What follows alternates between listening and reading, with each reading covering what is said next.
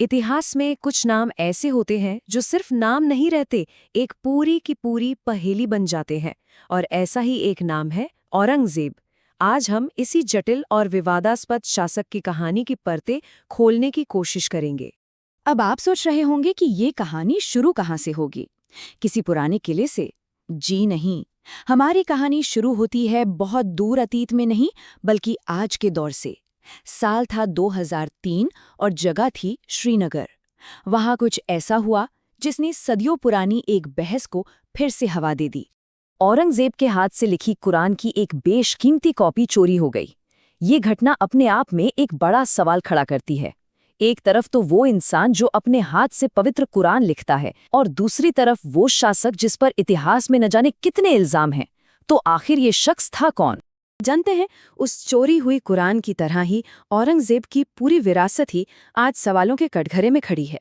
तो चलिए, आज हम भी इतिहास की इसी अदालत का हिस्सा बनते हैं और देखते हैं कि दलीलें क्या कहती हैं। देखिए, ये बहस ना दो अलग अलग दुनियाओं की तरह है। एक तरफ है वो आम सोच जो हम सबने सुनी है कि औरंगजेब एक जालिम, कट्टर और हिंदुओं से नफरत करने वाला बादशाह था। और फिर दूसरी तरफ है इतिहासकारों की दुनिया, जो कहते हैं जरा रुकिए, तस्वीर इतनी सीधी नहीं है। सवाल ये है कि क्या वो वाकई खलनायक था, या फिर अपने वक्त का एक ऐसा बादशाह जिसे हम आज शायद पूरी तरह समझ ही नहीं पाए हैं। तो इस मुकदमे में सबसे पहले अभियोजन पक्ष यानी इल्जाम लगाने वालों की बात सुनते हैं। आखिर वो कौन से आरोप हैं जो औरंगजेब को इतिहास का विलेन बनाते हैं? इल्जामों की फहरिस्त लंबी है। कहा जाता है कि उसने गद्दी के लिए अपने ही भाइयों का कत्ल किया, नाच गाने पर पाबंदी लगा दी, गैर मुसलमानों पर जजिया जैसा टैक्स थोप दिया, और हाँ, सबसे बड़ा इल्जाम कि उसने हजारों हिंदू मंदिर तोड़े और लोगों का जबरदस्ती धर्म बदलवाया। ये आरोप बहुत संगीन हैं और सालों से हमारी सोच का हिस्सा बने हुए हैं। और ये सोच कितनी गहरी है, इसका अंदाजा भारत के पहले प्रधानमंत्री जवाहरलाल नेहरू के इन शब्दों से लगता है। उन्होंने औरंगजेब को एक ऐसे कट्टर शासक की तरह देखा जिसने वक्त का पहिया पीछे घुमाने की कोशिश की, और इस कोशिश में सब कुछ तोड़ फोड़ दिया। मतलब ये कि ये सिर्फ किस्से कहानियां नहीं है, ये सोच तो आधुनिक भारत की बुनियाद तक में शामिल रही है। लेकिन जैसा कि हर मुकदमे में होता है, कहानी का एक दूसरा पहलू भी है। अब बारी है बचाव पक्ष की दलीलें सुनने की। चलिए देखते हैं वो क्या सबूत पेश करते हैं जो इस जानी पहचानी कहानी को चुनौती देते हैं। हजारों मंदिर, ये इल्जाम शायद सबसे बड़ा और सबसे इमोशनल है। लेकिन जब इतिहासकार ऑड्रे ट्रुश्के ने सरकारी फरमानों और सबूतों को खंगाला, तो जानते हैं क्या सामने आया? एक हैरान कर देने वाला नंबर। औरंगजेब के सीधे हुक्म से तोड़े गए मंदिरों की पक्की संख्या हजारों में नहीं, बल्कि सिर्फ 15 थी। ये उस कहानी से तो बहुत ही अलग है जो हम सुनते आए हैं। तो फिर सच क्या है? इतिहासकार इसे दोहरी नीति कहते हैं। इसका मतलब ये है कि हाँ, औरंगजेब ने कुछ मंदिर जरूर तोड़े, लेकिन साथ ही साथ उसने कई हिंदू और जैन मंदिरों को सुरक्षा भी दी, उन्हें जमीनें और पैसा भी दिया। तो ऐसा लगता है कि मंदिर तोड़ना अक्सर एक सियासी चाल होती थी, उन राजाओं को सबक सिखाने के लिए जो बगावत करते थे, न कि सिर्फ धर्म के नाम पर एक जंग। अच्छा, अब आते हैं जजिया टैक्स पर। यहाँ भी एक बड़ा सवाल खड़ा होता है।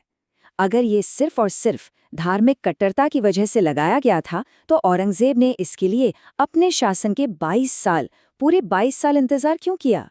इतिहासकार सतीश चंद्र का मानना है कि ये भी एक पॉलिटिकल मूव था।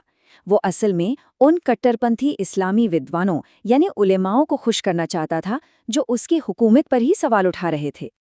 और अब एक ऐसा आंकड़ा जो शायद सबसे ज्यादा चौंकाने वाला है। जरा इस चार्ट को देखिए। ये मुगल प्रशासन में बड़े हिंदू अफसरों का प्रतिशत है।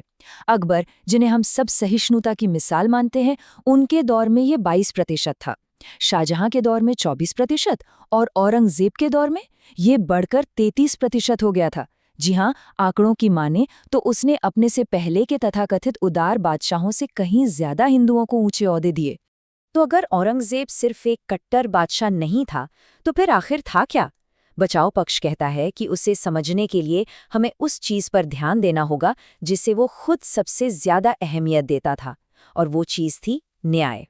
ये देखिए, ये खुद औरंगजेब के अपने शब्द हैं। वो मानता था कि किसी भी सल्तनत की बुनियाद अगर किसी चीज पर टिकी है तो वो है न्याय, यानी अदालत।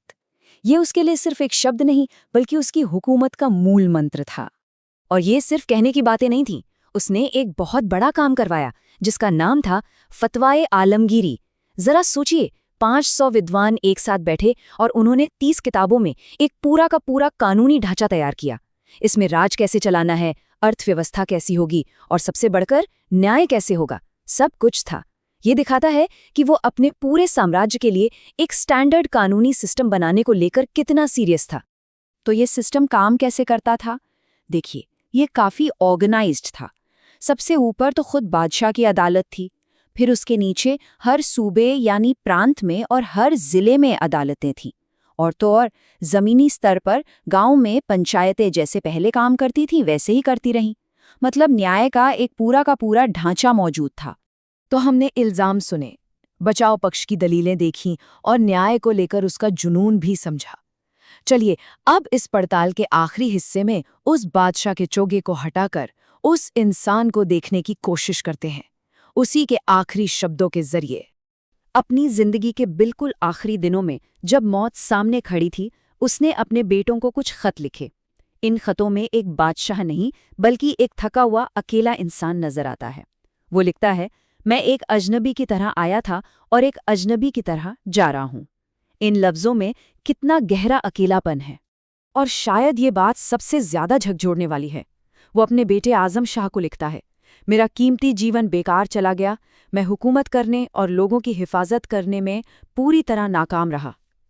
जरा सोचिए, वो ताकतवर शहंशाह जिसके नाम से दुनिया कांपती थी, अपनी जिंदगी के अंत में खुद को एक नाकाम इंसान मान रहा था। तो आखिर हम कहाँ पहुंचे?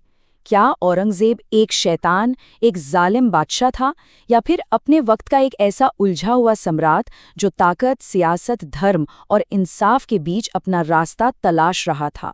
सबूत हमने सामने रख दिए हैं। अब इसका अंतिम फैसला क्या होगा, ये इतिहास की किताबों से ज्यादा शायद हम सबके